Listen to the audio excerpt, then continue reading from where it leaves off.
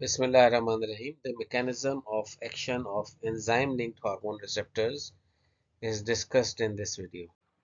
The enzyme-linked hormone receptor are when they are activated, they function as enzyme or associate with and activate other enzyme.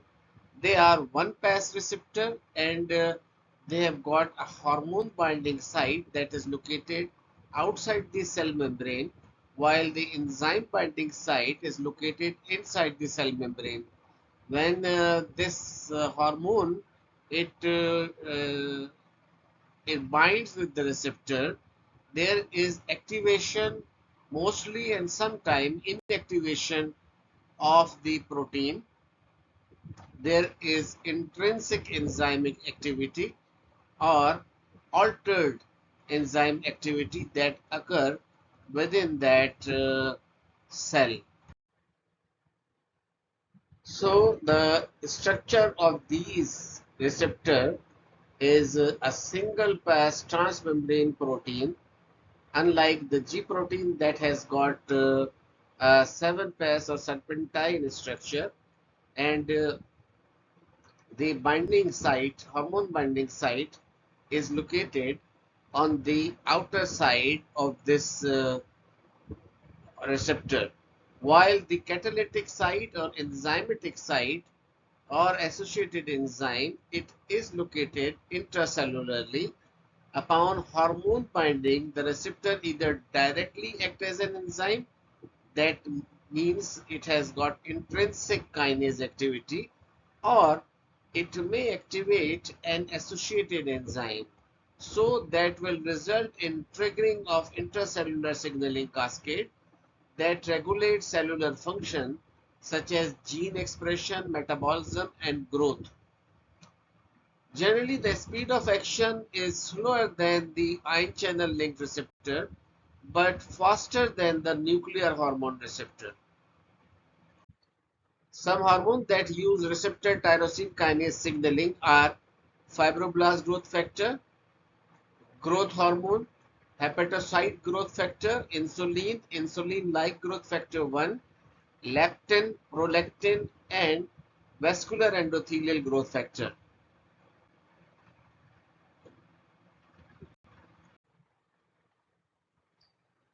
Examples of enzyme-linked receptors are receptor tyrosine kinase. The hormone is insulin and insulin-like growth factor 1.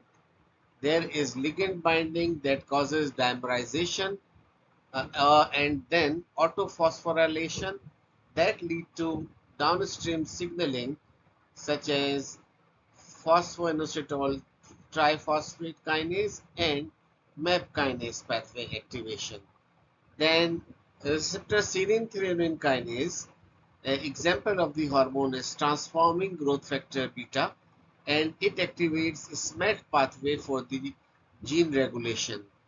The Jack state pathway or cytokine receptors, they example of for these are growth hormone and prolactin, and they associate with Janus kinase, and this will lead to a phosphorylation of the STAT signal transduction and activators of transcription. Then guanylyl cyclase receptors.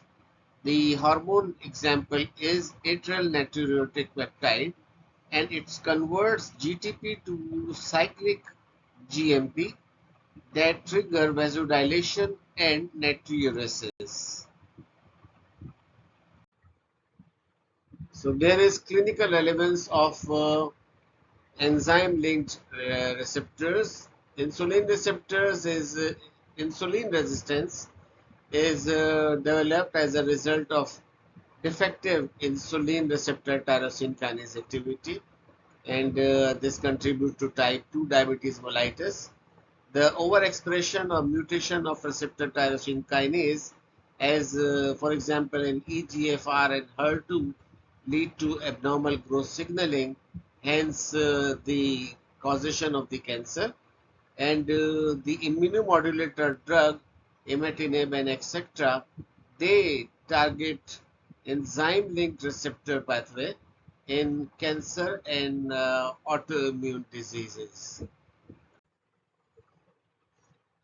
This image is illustrating the JAK state signaling pathway activated by the leptin through an enzyme-linked hormone receptor. It is classic example of cytokine receptor signaling. Leptin, that is a hormone secreted by adipocyte or fat cell, binds to its leptin receptor, and these receptors are located on the cell membrane. The leptin receptor lacks intrinsic kinase activity, so this leptin receptor associates with Janus kinase 2 on the intracellular domain. So on this receptor intracellular domain, Janus kinases are activated. So these Janus kinases binding of the leptin induces the dimerization of the Janus kinase. These Janus kinase now dimerize and activated JAK2 autophosphorylate, and also these autophosphorylate and also they phosphorylate tyrosine residue Y on the intracellular portion of the receptor. So here another phosphorylation on the intracellular portion Y, ये tyrosine is also phosphorylated on the intracellular portion of the receptor, and then there is recruitment and activation of the STAT3. So that is signal transducer and activator of transcription. This binds to the phosphorylated tyrosine residue, and JAK2 phosphorylates STAT3, activating it. STAT3 then dimerize. You can see here. STAT3 then dimerize, and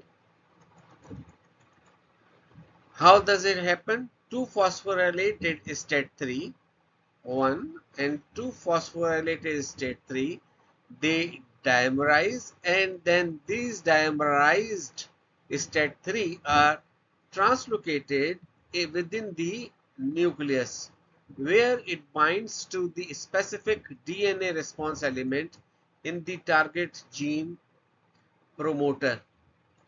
So gene transcription occurs, leading to production of messenger RNA, and then there is translation for new protein formation and exertion of physiologic effect such as regulation of appetite, expenditure of energy, or glucose metabolism.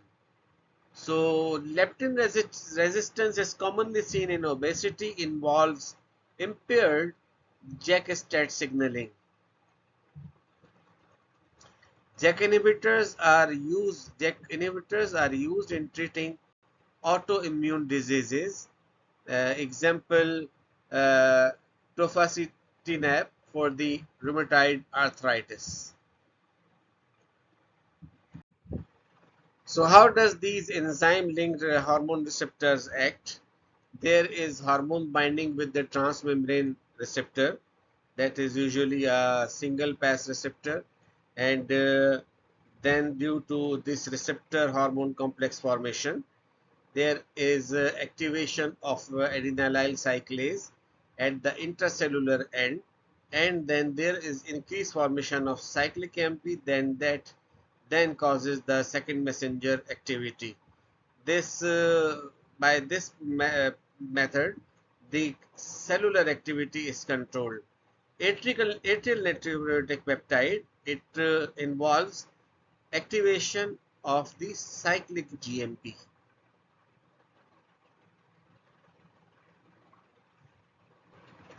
Here, instead of adenylyl cyclase, guanylyl cyclase is activated.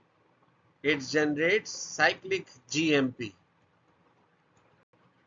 So then in this way, atrial natriuretic peptide causes vasodilation and natriuresis in the kidney.